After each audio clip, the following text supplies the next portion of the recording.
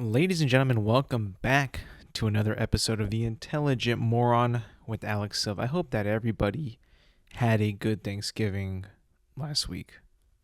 I did. I hope you guys did as well. Thanksgiving is a beautiful holiday. It's a time to give thanks to everything in your life: family, friends, food, football, the joy that you have with all those things, right? All those things for me really bring me joy, happiness, thankfulness, family. Obviously, you need that. Everybody does need their family by their side, behind them, with them, you know, um, in good times, tough times, family is needed.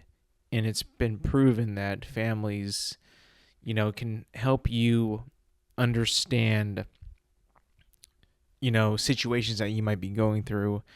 They help you out a lot mentally. You know, they bring you a lot of joy. They're always going to be there for you. They love you unconditionally for the most part. The good, the bad, they accept you for who you are, right? You're never going to be as, you know, um, well respected, well liked, and treated better than with members of your family who are always going to have your side and are always going to have your back. Friends as well. I mean, friends are like an extension of family. If they're not your direct family, they're your friends, right? And they are also going to be by your side and be there for you, make you laugh, show you a good time. They're sometimes going to be there more than your family in some parts of your life. And that's really important. Friendship is really something we should all hopefully are able to take part in and to have in our lives, because like family, it's just very, very, very much like needed for us to, I think, have the best lives that we possibly can. Family and friendship. Obviously, food is another thing that brings me joy and a lot of people joy. Well, maybe not people with eating disorders, but for me, as like a person that like enjoys food, not like crazy addicted to food, but like, has enjoys consuming delicious food, and obviously is thankful for the nutrients that food provides me. I think that food also can bring people joy. Comfort food is really what it's all about, right?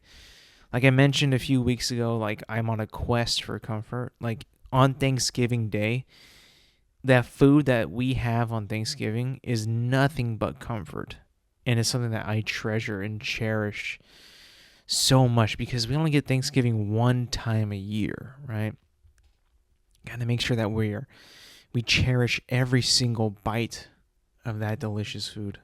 And honestly, like, I love so much food. There's like so much food. You can probably just say like every food is like comfort food because it's just so good, right? But there's something about Thanksgiving food that just feels a little bit more comfortable than like tacos or sushi. You know what I'm saying? So we got to be thankful for that as well. And then for me, football is number 4 on that list. I love football. I can watch football all day. I've done it many times. It's something that I really enjoy watching, discussing, arguing. I mean, it is something that I think is, I feel sad for other countries because they don't get to watch football like us in America do. I mean, watching football on a Sunday all day is truly something so magical, so beautiful, that when I think about it, I nearly tear up. Like, it's something that is so precious to me. And I'm thankful that football is in my life. Not just being able to watch it, but being able to discuss football and to have football in my life, right? I get to I get to watch football. I get to see what's going on in the NFL. I get to talk about it. I get to argue with people about it. There's not just, NFL football, there's fantasy football, there's the gambling side. Like, it is truly something that I think, like, as a country, we really hit it out of the park with football and the consumption of football and the ideas of how to consume football. First, there was Sunday Ticket, then there was Red Zone. Red Zone, honestly, if I can like name one single thing that I'm really, really thankful for, it's got to be NFL Red Zone. If you know, you know. If you don't know, I feel bad for you. I really do, because NFL Red Zone is something that I just really, really think is something that if you have not experienced at all in your life, you should really try to find somebody that has it and experience it for yourself. And sure, it might be a little hard to keep up with. It might be a little too much, little too overwhelming. But I gotta tell you, man, if you have a fantasy team, or you like to gamble, or you just love ball like me, you'll appreciate it. You'll love it. And you will be thankful for it, like I am. There was no episode last week. I literally, and I'm looking back on it right now, had no window to record a pod in time to drop on Thanksgiving. I had no time. Zero window of opportunity to make that happen. I don't know if I had a pod last Thanksgiving either. I'm pretty sure that I did, but there was no pod this past week. I just did not have the time to do it. Instead I was working, shopping, staying busy, trying to fit in a workout here and there. I mean, listen, when the holidays approach, right? When they come around, and we can all feel it in the air when it becomes holiday time, right? Like, for us, with Thanksgiving rolling around, it's like gets chillier. The time change has already happened. It's been like this for a while. It's darker soon. You don't really want to do much after a hard day's work, but you still got to make time to do it, right? And in the midst of all that, having to buy things, prep things for Thanksgiving, busy work schedule, just no opportunity to record, right? But I will be better, right? I will make sure that in the future that I possibly decide to. This might not be the best idea, but I could bank an episode or two. Now, I'm not usually somebody who agrees with that practice. If you don't know what that means, banking an episode, it's essentially, for me, would just be recording a bunch of episodes, prepping them, and launching them when I need to.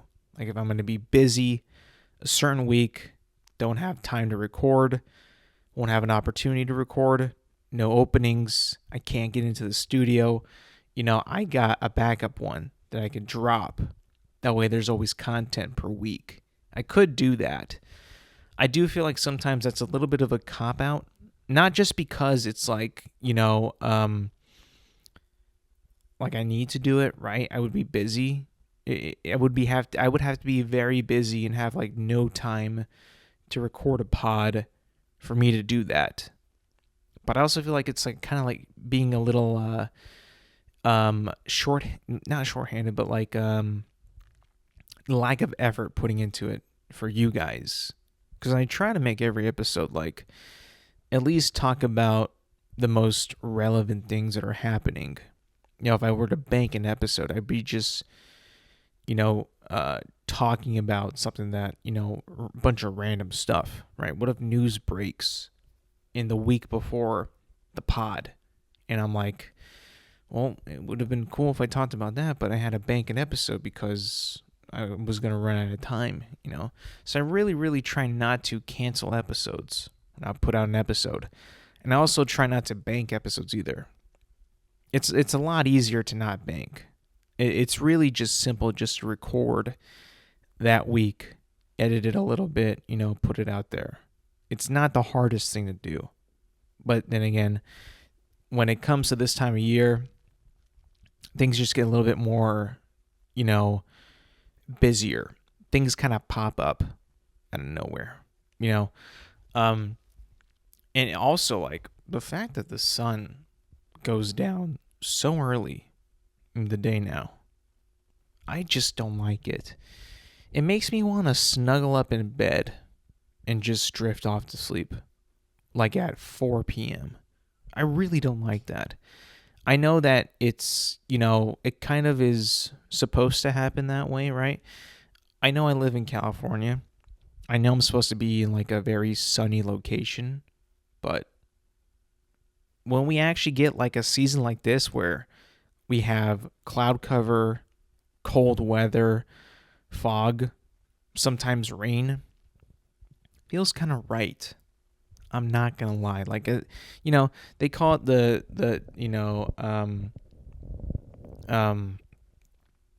I don't know if they call it this, but like, or why they say it, but like, the winter blues, I guess you could say. I know it's not winter yet, but like, when you get lack of sunlight and just a lot of cloudy days, you can kind of get a little sad. I'm not necessarily sad. I'm just like kind of like unmotivated to do certain things at the beginning, right? Like going to the gym when it's cloudy and cold is extremely hard to do. It's really, really hard. I did not think that it would be this hard at my advanced age, but it kind of is. After like a hard day's work, you're done, you don't want to do anything, and you just kind of want to go home and chill, kick up your feet, watch the game.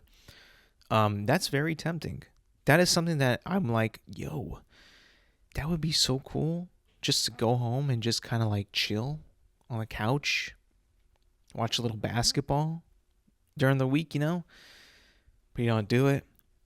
At least I don't do it. I fight very hard to not have to do that because I'm not weak. I'm strong. I'm trying to be stronger than ever before. And if I'm taking days off because, it's too cold outside, or, it's really dark out, I better not. That's not a good enough excuse for me.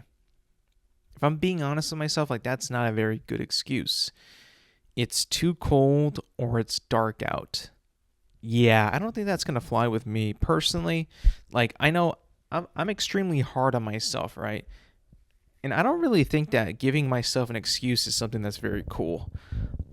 I, in general, am not a person that likes to give excuses for myself. I'm really not. I think it's a sign of weakness, if I'm being completely honest. Like, I think that giving excuses in general is something that you should avoid at all costs, right? Like, I'm a grown man, right? I deal with a lot of people that are also grown men and grown women that don't that have like no problem with giving me an excuse for everything. Like, I just don't think that is something that you should continue or feel comfortable with doing, like, when you're a grown adult. Like, that to me is something that you should not ever have to do. You never give excuses, right? Ever. Like, it's called accountability, guys. Like, you got to make sure that whatever it is that you're supposed to do, your duty that day, whether it be something simple like, I got to go to the grocery store, I got to mow the lawn, I gotta I gotta send this out.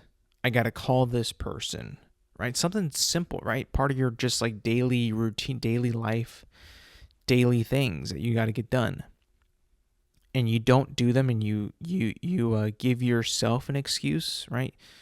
Oh, I tried. Like, no, you didn't. Like, did you really try? I mean, like, if you actually really tried, like, if you had the mindset, like, I'm gonna get this done, then it would have been done, right? You're not just gonna be like, I gave it my best shot. You know who says I gave it my best? Losers say they tried their best. I'm sick of that. I tried my best. Yeah, sure. I mean, I don't need you to tell me that you tried your best, right? If you fail at something and I see that you put an effort, I will tell you that you tried your best, right? You don't need to tell me that you tried your best. When you say that you tried your best, you are essentially giving yourself an excuse of why something was not done or why you did not win. You're essentially giving yourself a way to feel better about yourself that you did not complete something.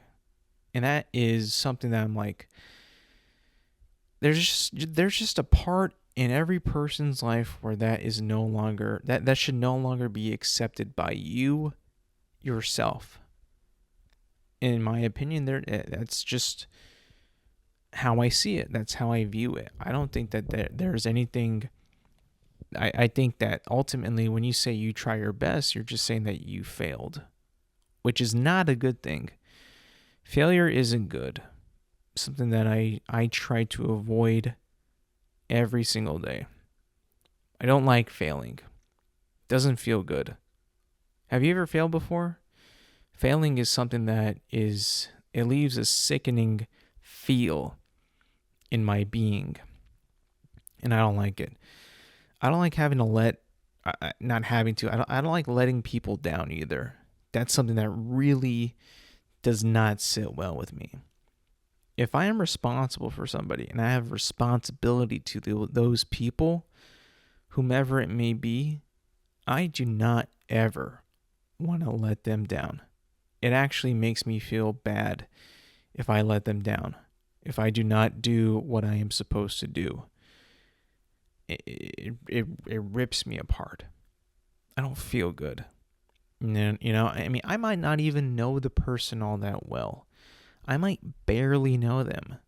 But if I let them down and I fail them, then I feel bad. Now, I'm not going to say, well, I tried my best. I'm not going to do that. I think the best way to deal with failure is to not acknowledge that you yourself failed and are trying to make yourself feel better about it. You just take the failure on the chin, shut up, and move on, and just endure. Don't say, I gave it my best. Like, nah. Those are just excuses to make you feel like you tried harder than you probably did. Like, you probably actually did. I'm not that type of person. Can't let that happen. Can't let that mindset win. It's called loser mentality. And I don't like losing. I don't think that there's enough winners in this current world that we live in. There isn't. Not in life in general, not in the workplace, not in professional sports. The winner's mentality is kind of being stripped away. And it's very noticeable. A lot of people don't seem to care about winning or success or having responsibility or taking accountability, right? I was watching this interview on NBC because the NBC now has rights to play or broadcast NBA games. And it was an interview with Michael Jordan. And it was he was being interviewed by Mike Tirico of NBC. And he Mike Tirico asked Michael Jordan a question. Like, it was like along the lines of like, who has, that competitiveness to get better, to become great. And he didn't really answer the question. He said like, it takes a lot to be great. You have to love the work and love the game of basketball in this situation. Like Michael Jordan, when he played, he loved like the game, the process, the competing. He wanted to be the very, very best that he could possibly be. And in his eyes, he probably is not even close to being the greatest of all time. But in ours, we're like, you see what this guy can do? He's just absolutely incredible, right? But it's not like those type of people, especially in like professional sports, are so hard. It's so much harder to come by those guys than it used to be. I feel like a lot nowadays is like people don't want to have to work for something in order to be better or in order to succeed at anything. They want it to be just given to them. And that's something that I think is also like very dangerous to the formation of competent people. They want everything given to them. Do you think that Michael Jordan was just given 6 championships? Was he just given the opportunity to play at North Carolina and be drafted by the Bulls, right, and play for the Bulls? No, he wasn't given that. He had to work at it. He had to sacrifice. He had to, get better every single day in order for him to be that good. It wasn't just given to him, He had to work for it. And in the process, right, that whole story of like him being cut by his high school basketball coach, or not, he didn't make the cut for his high school basketball team when he was in high school. And then now it's like, he didn't make it? Dang, that's crazy. I wonder what happened then. But you see it ignites a fire, right? And after that, he's like, well, I'm never going to be cut again. I'm never going to not make the cut again, And then he always just kind of made that, essentially his chip on his shoulder. Like he took it personally. And he had to face through adversity and, battle within himself to be better than he probably could have ever imagined, right? He probably still isn't even as good as he thinks he could have been. He probably thinks that, hey, you looked at his career like, yeah, it could have been better. Could have been a lot better, actually. That's not really in professional basketball or a whole lot of professional sports anymore. They just like the image, the fame, the money that comes with it, which is great. Don't get me wrong. It's awesome to be set for life with financially, right? Everybody would want that. Everybody wishes that would happen to them, right? But it's not just given to you. You have to earn it. And that takes a lot of time, dedication, work, struggle, sacrifice, adversity, being told no. Oh my goodness. Being told no. No means no, right? Like no is like no, that's incorrect. But it's not the end. No is not the end, right? I'm trying to think of a way to best describe no to people, right? No is not something that you should fear. The word no. Like, I can give it to you in a basic form.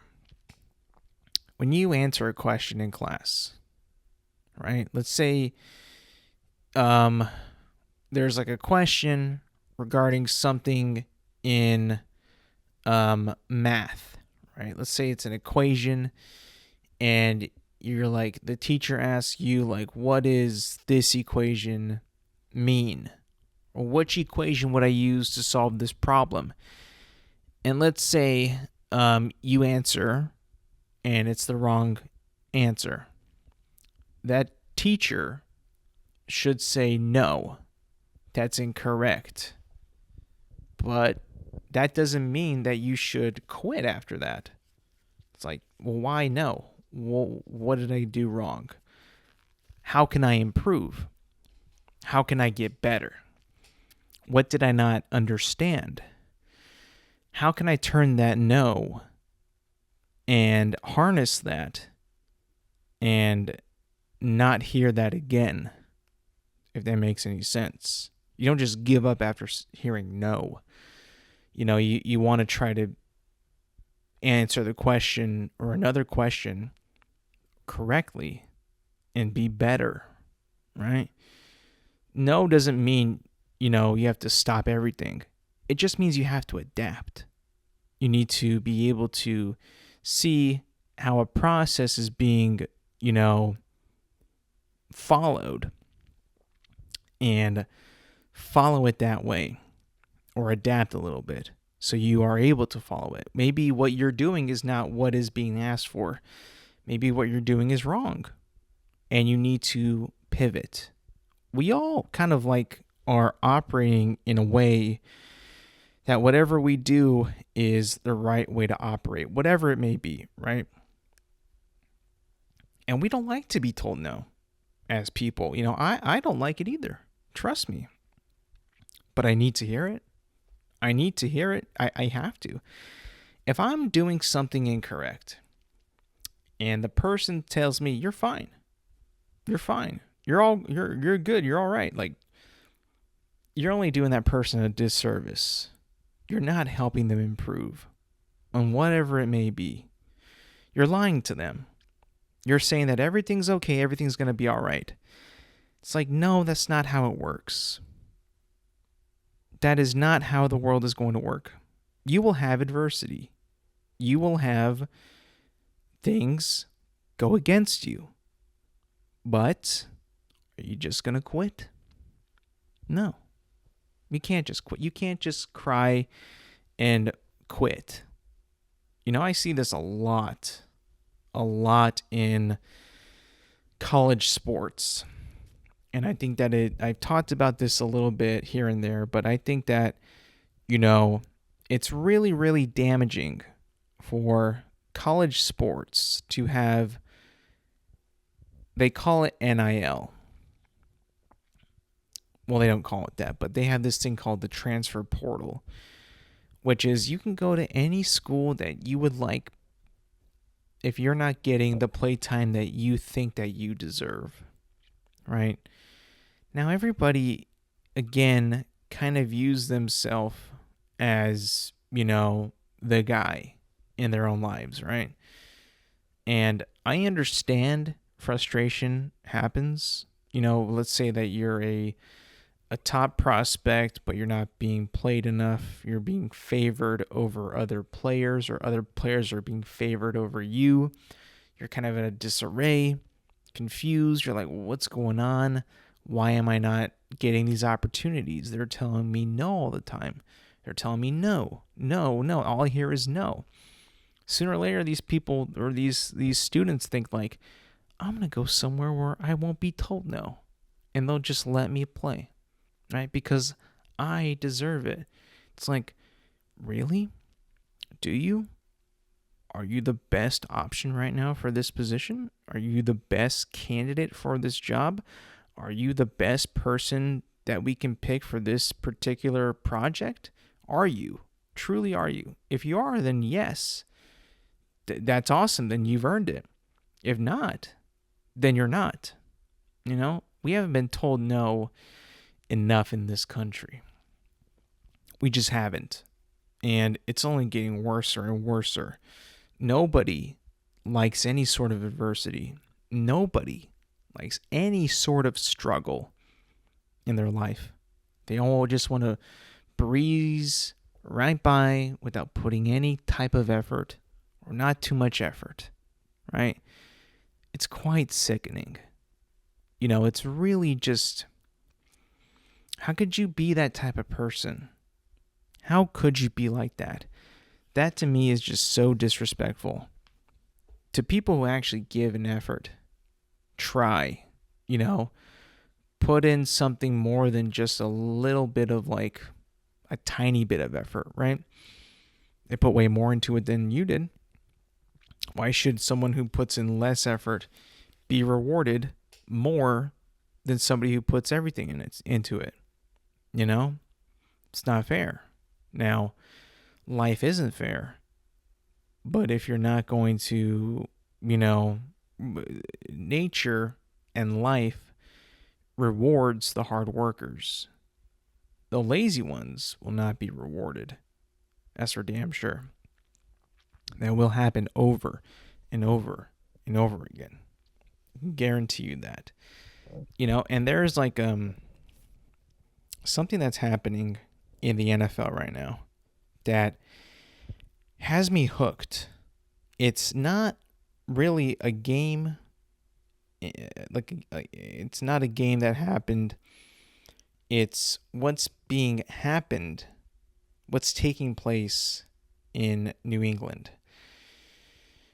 The New England Patriots went from one of the worst teams 2 years ago and a really bad team last year to the number one team this year, according to the record. Right now they're 11-2 now. They've been playing extremely good football, right? Really, really good football. It's been something that like you would not have expected this kind of turnaround, but it's happening in front of our very eyes. And I have been hooked to it. I think that it's hard not to, watch people be great, in my opinion. I love watching, they're 11-2. Patriots are 11-2. Best team in the NFL. And to see how it's been happening, they got a new coaching staff, a new head coach, pretty much the same team, a few different players here and there. Essentially the same team though, right? But seeing how this team went from really, really bad team to the best team in the NFL, great quarterback, playing really, really good, but it all stems from the head coach in Mike Vrabel. And just how this guy wants it so bad and is being like a legitimate leader of men and turning that entire culture of the New England Patriots around. And not just turning it around, but building a brand new culture like that and seeing their success is just incredible. I cannot think of a turnaround, a single season turnaround like this that I have seen ever, really. I mean, it's so important for stuff like this to happen to a team like this, right? To actually excel and be really, really, really good, like the Patriots are, and how they're, how they do, how they play, how they carry themselves. It's something that you would expect from a Belichick team, but it's now rubbed off a little bit on Mike Vrabel, where he's got his guys literally fighting for each other, being there for each other, trusting everybody on that team, in that group. It's awesome to see. As much as I don't really care for the Patriots, I can respect and I enjoy seeing great team culture as much as the next person. I really, really can. It's something that really speaks to me in a way. I enjoy when leaders can inspire other people. It's something that I find great admiration for, right? One of my favorite series of all time is Band of Brothers. It's not just because it's interesting to me. World War II to me is a huge interest of mine. It's something that I've always been interested in for a long, long time. Like, I'm just obsessed of learning about history, about World War II, the events that took place, the battles that were taken, the people that had such an important role in that conflict. From soldiers to generals to like presidents. Like, it's something that is just such a fascinating time in history for me, and such a fascinating event in like world history, not just American, but all around the world as well during that time. But like I said, one of my favorite series is Band of Brothers, not just because it's about World War II and it takes place in World War II and it's about the American airborne paratroopers and the missions that they had to conduct in their campaign in World War II, but the characters and the people that actually were, in that conflict and how they dealt with that conflict. It's based off a book written by, I'm not too sure exactly who wrote it, but like had a lot of accounts of the men that made up Easy Company, which the show covers and follows through. And one of the characters in that show, played by Damian Lewis, his name is Captain Winters in that show. You talk about like a leader, right? Somebody who is always going to be there for his guys, right? Able to,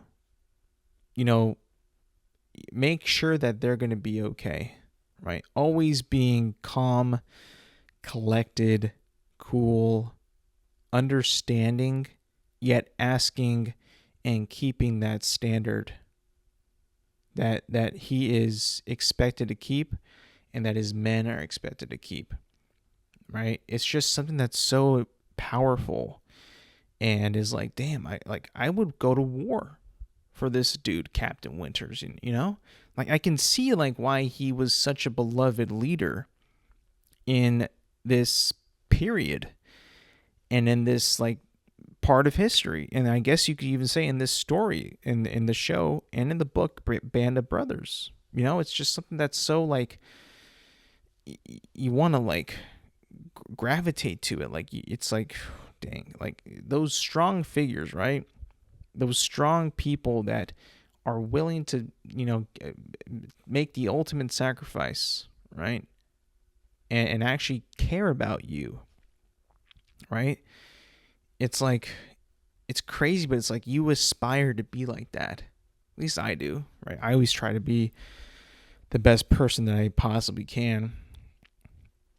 And like you see this in stories, like in movies and TV shows, you're like, whoa, like that really like spoke to me. Like that actually was something that I could actually relate to, and something I kind of want to try to be, I know it's a movie, I know it's a TV show, but it's, all based on the, true or somewhat true events.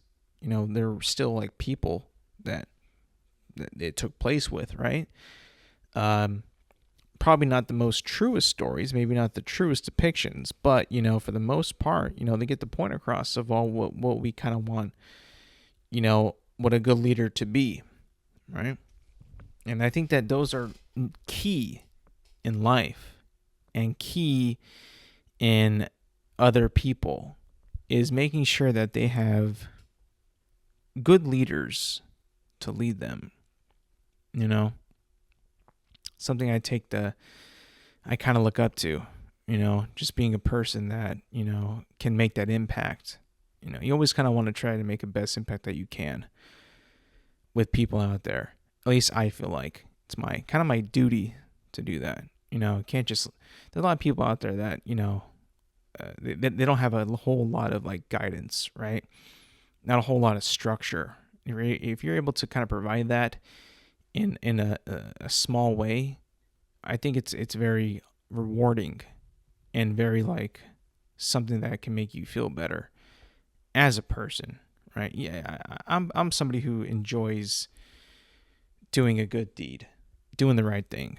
It's something that I don't necessarily need to do, but I feel like it just kind of makes you and the person receiving the good, guidance feel better as well. Kind of, but I see a lot of that, like good leadership really like resonate with that type of good leadership resonate in the New England Patriots. Just how they have been able to like respond to the culture shift from like Mike Vrabel, and the coaching staff. Like it really is something that is like you see it happening, and you're like, I gotta respect it. It's just too good to not respect. At least that's kind of how I approach it, or how I view it. Like it's too good to not respect it. I can't hate this. I can't, because they're so successful, and I love watching success happen. And it's something that's like, whoa, what if I was like that person? What if I could do something as good as that? I'm not interested in like just doing nothing. I'm not interested in not making an impact on somebody's life. If you can make an impact on somebody's life, I think that's one of the best things that you could do as a human being. And it could be so important to that person's life, right? To make that impact, or even sometimes just to kind of be there for them, just to listen for them, is something that could be really, really, impactful and important to them. I don't know. I just kind of felt like that was something I kind of wanted to talk about a little bit. Moving on to something that's a little more fun. Last week marked the 20th anniversary of the Xbox 360. Now, if you don't know, I am a huge Xbox guy.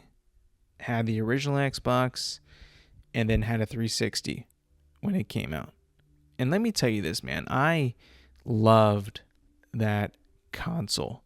The Xbox 360 for me was one of the best consoles that I ever owned. And I owned multiple of them, right? I owned the Xbox 360 Halo 3 edition. I owned the Xbox 360 S model, which was like the slimmer edition. And I think I owned a white one for a time. Or maybe I was borrowing it. I can't remember. But like I was Xbox 360 through and through. And like I said before, original Xbox too. And just talk about like a generational console, right? One of the best consoles ever designed by human beings, the Xbox 360. It wasn't too blocky, too bulky like the PlayStation 3. It wasn't too small and puny like the Wii. It was just like right in the middle. Like you knew it meant business. You knew it had power. You knew it had the games. And just like the way that it looked was like, yeah, this design is just incredible, in my opinion. And especially when you had the Green Master Chief one, dude. Like, whoa. Talk about a really, really cool device back then. That was something that was just like so cool to have, right?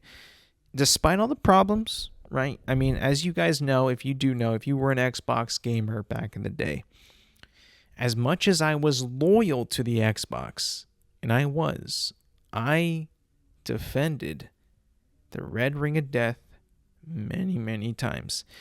Not necessarily, now I'm talking out loud. I didn't defend the red ring of death, but I was determined to power through the red ring of death. If you don't know what the red ring of death is, it was essentially a warning. Not even a warning, but just like a whenever your Xbox, and this happened to like pretty much every one of them, would either malfunction, break, overheat. I don't even know exactly why it happened.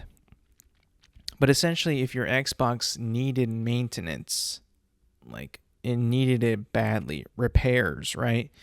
It would give a red ring of death. If you're not entirely sure what it looks like, look it up. You'll find it. But essentially, when that happened, your Xbox needed repairs, and it needed them pretty much as soon as possible. Because when I had first gotten Red Ring of Death, I tried to power through it, right? Turn off the Xbox, let it sit for a while, turn it back on, play a few games, and play like about an hour, Then Red Ring of Death would pop back up. And you turn it off again.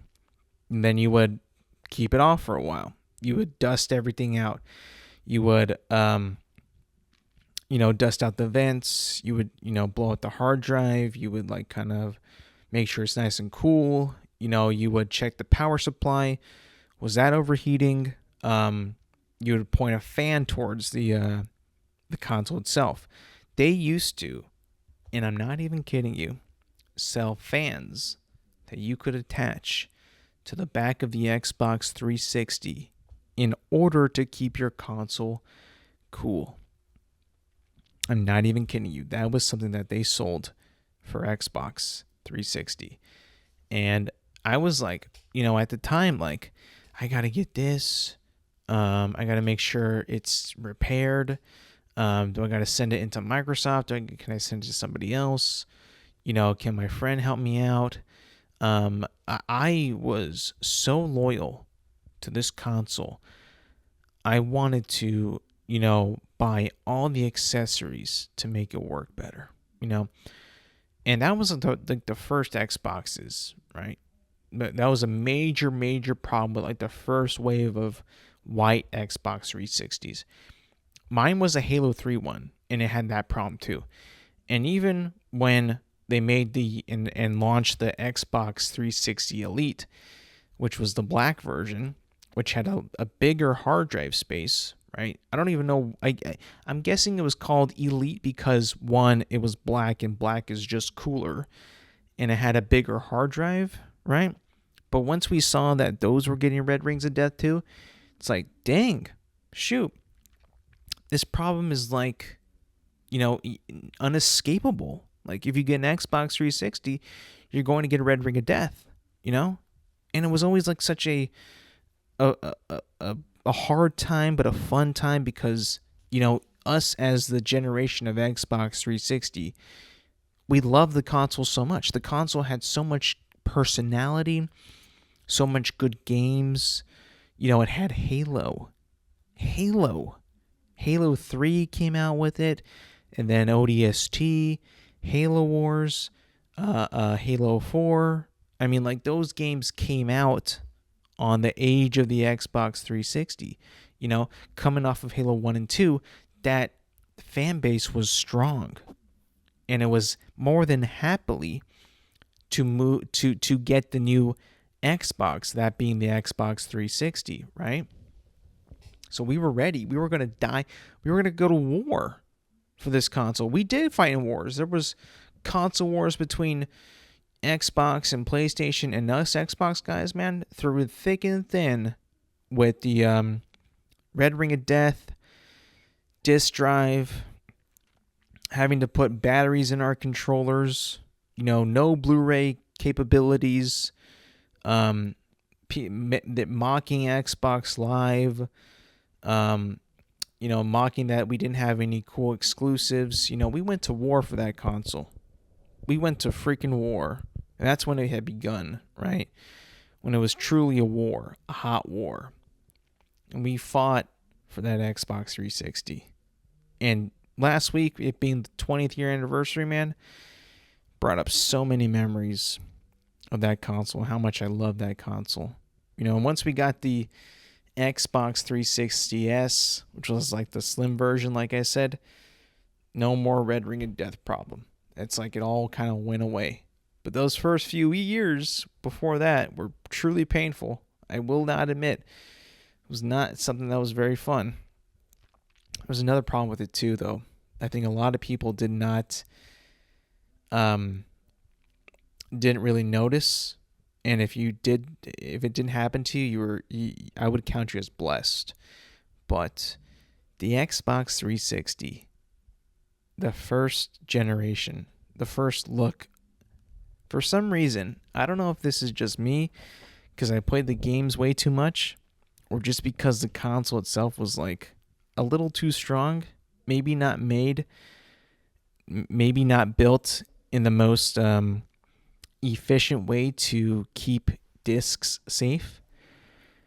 But I would always find that the Xbox 360 would damage game discs.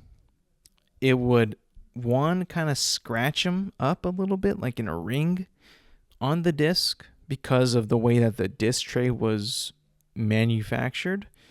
And two, like in the center of the disc, where you go to put your finger in to take it out of the holder, that area right there, for a lot of games for me, would start to crack. And those cracks would go deeper into the disc. I don't know why that happened. I don't think that I was taking the game out of the case too violently or too hard. I think that there was something that the Xbox 360 wasn't doing properly or safe enough to keep discs from being damaged. That was a thing that I was like, even through that, I was still defending the Xbox 360, and I don't regret any of it to this day. It was fun to defend the Xbox 360 because, listen, at the end of the day, I think that console was the better of the two consoles at that time.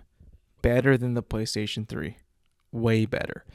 The Xbox 360 was a man console. That was what men played on. Boys played on the PS3. But men played on the Xbox 360. That I can attest to. That is something that I can die on the hill for. And listen, man, I know Xbox now is pretty much dead.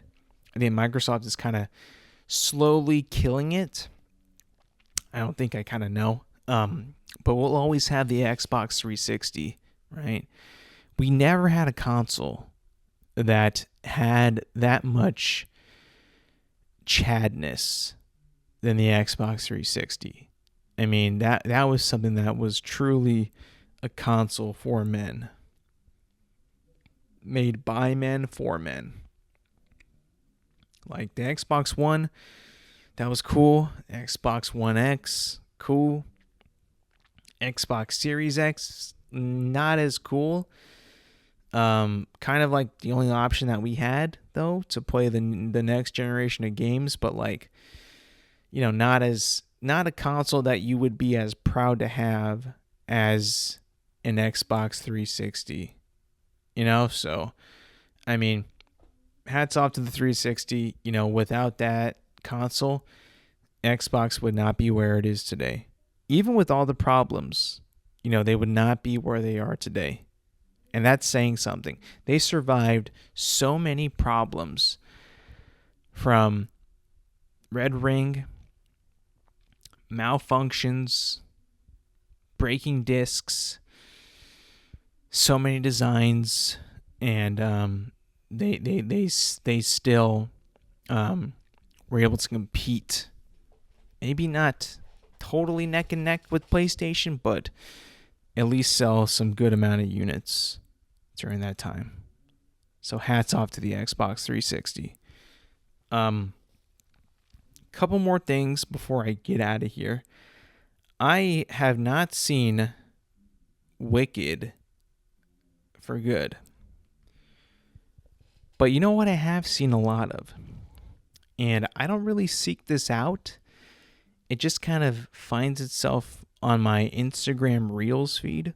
But the Ariana Grande and Cynthia Erivo interviews that I'm seeing on the internet are some of the dumbest things I have ever seen. I mean, hats off to these women. They're extremely talented and very good at what they do. But do they have to act this way in press interviews for their movie? Like every single time I see them do a pairing interview when they're being interviewed by the same person, right? They always look like they're about to cry for each other, that they're about to break into tears and like actually sob, and like their feelings were actually hurt. I really don't understand why they do that. If it's I mean, it has to be some kind of bit. There's just no way that this is something that they should that they could possibly feel comfortable doing in every single video. Like there was a freaking time in interview that I never saw the whole thing, but I'm assuming it's an outdoor interview. And I think Cynthia Erivo, who plays Alphaba, is talking, and a helicopter is passing by, and it straight up makes her kind of have a mental breakdown and just kind of tear up. And I'm like looking at this like, and then Ariana Grande is like trying to comfort her and like shoo away the helicopter. It's like, what the heck am I watching right now? You know? And like I just feel like, I don't know what it is, but I feel like Ariana Grande's voice in interviews and in I guess like is like so performative. Like she's like got like the Austin Butler syndrome, where remember when he played Elvis, and after he did play Elvis, he like could not stop talking like Elvis, like voice and like everything. Like that's what's happening with Ariana Grande when she played Glinda in Wicked. Like I don't even know why that would happen to somebody. I guess it's like, you know, method acting, right? But she's like staying in character after the movie. Like there's no reason for her to stay in that character, but it's like she has become that character. I don't understand how that happens, why that would happen. If there's like a video out there that kind of breaks down, like maybe from some kind of psychiatrist, you know, why this would be happening or why she would be doing this, I would love to stumble upon it and check it out. So if you see anything like that, let me know, because I'm genuinely concerned. Like, why is this woman acting this way? Why is she like become the character? Does she just like truly like the character that much that she enjoys playing make believe that much and is like, oh, I don't have to. I'm not gonna get paid for this, but I'm gonna act like Glinda because I love Glinda. I mean, I don't know. I have no idea what would cause that to happen, you know? That was pretty much it. I mean, besides that, I'm also kind of concerned, like, for one, their behavior just seems a little unhealthy, seems very strange. But also, why are they all so skinny? You know, that happened last year too when Wicked 1 came out. I mean, I noticed that these girls are very, very, very, very skinny. Like, why?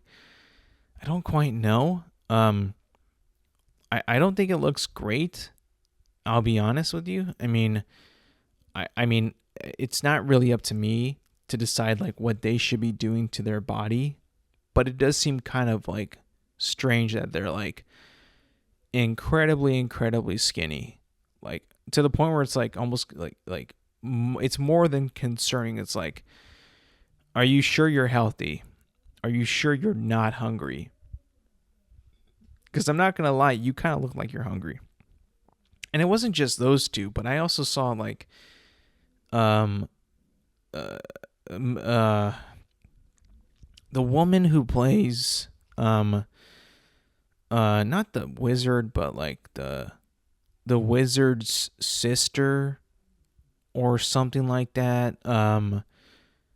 What's her name? Let me hold on. Let me find the cast real quick of Wicked, because she was in the first one too. And let me see. Michelle Yeoh, yeah, she's in this too. And she also got like the Wicked treatment. She's like freaking frail as hell, dude. Like it's come to the point where it's like like you can just see like her freaking shoulder blades and bone. It's like, what the heck? I don't really understand if this is something that's like because they're playing, because they're in Wicked and they all need to be super frail. But like I just feel like it's like is this some kind of cult? Is this movie like its own cult? Like when you are in Wicked, like are you like bound to be like set like an image of yourself, like you need to be this skinny because reasons nobody knows? Like I just have no idea. It just seems like it's almost kind of a cult when I look at it this way. It's super strange, right? Like I said, I haven't seen the movie. I really want to see it. I saw the first one; it was tremendous, but I just those two instances really kind of like, what the heck is going on? Are these people even real? Are they real people? I mean, they are actresses, so like they kind of have to pretend for their job. But I also kind of feel like at some point it's like, well, I think you're not really doing a job right now. You're just kind of being the character that you were supposed to play. And you don't have to. It's just kind of strange to me. Anyways, that's going to be it for me today, people. Thank you for listening. Thank you for watching. Remember, you can find this podcast on Apple Podcasts, Spotify, and YouTube at Intelligent Moron with Alex Silva. New episodes drop every Thursday morning. Make sure to like, subscribe, rate, review, and do all that good stuff. And yes, thank you for listening. Thank you for watching. And I will see you guys next week.